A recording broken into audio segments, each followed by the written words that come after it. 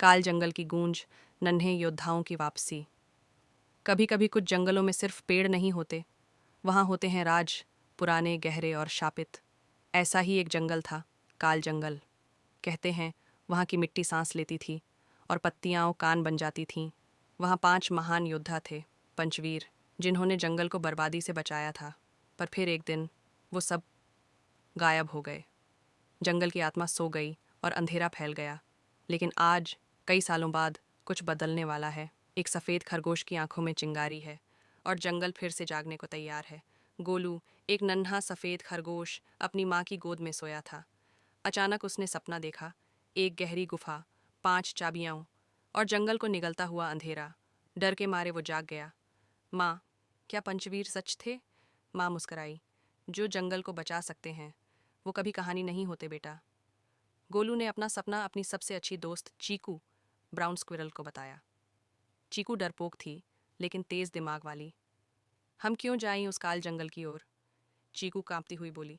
क्योंकि अगर हम नहीं गए तो कोई नहीं बचेगा। रास्ते में उन्हें मिला बबलू, ग्रे आउल, एक बूढ़ा, डरपोक पर किताबों का शौकीन उल्लू। तुम पंचवीरों की बात कर रहे हो? उनकी चाबियां जंगल के 5 हिस्सों में छिपी हैं, लेकिन हर चाबी की रक्षा करता है एक डर। हमें उन डर से लड़ना होगा? गोलू ने पूछा। नहीं, तुम्हें उन्हें समझना होगा। अगली सुबह उन्हें मिला टिम्मी, ग्रीन टॉर्टे, हंसमुख, मजाकिया लेकिन समझदार। मैं तुम्हारे साथ चलूंगा, डर को हरा सकते हैं अगर साथ चलें। अब ये चौखड़ी बन गई एक टीम।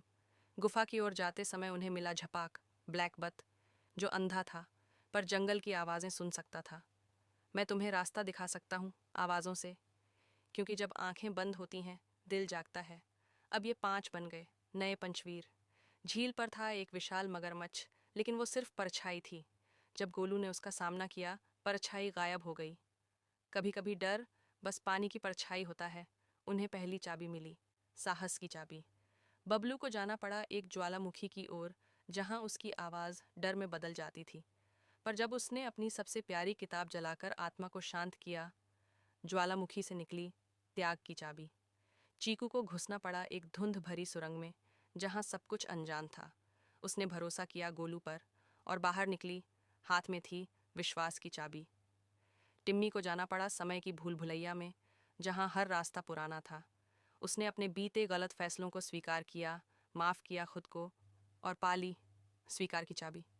झपाक को सुनना पड़ा वो गीत जो पंचवीरों की हार की याद दिलाता था। लेकिन उसने आंसू नहीं बहाए, बल्कि उस गीत को गाया। अंधकार हटा और आई समर्पण की चाबी। 5 चाबियां मिलते ही जंगल के बीच की वह शिला हिलने लगी।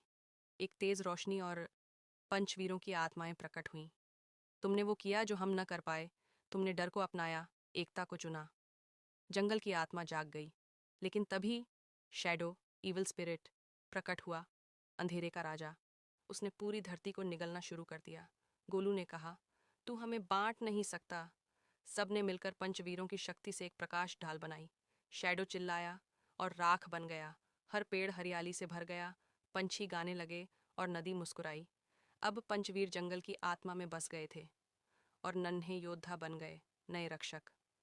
कभी कभी सबसे छोटे जीव सबसे बड़ा काम कर जाते हैं। डर से भागो नहीं, उसे समझो।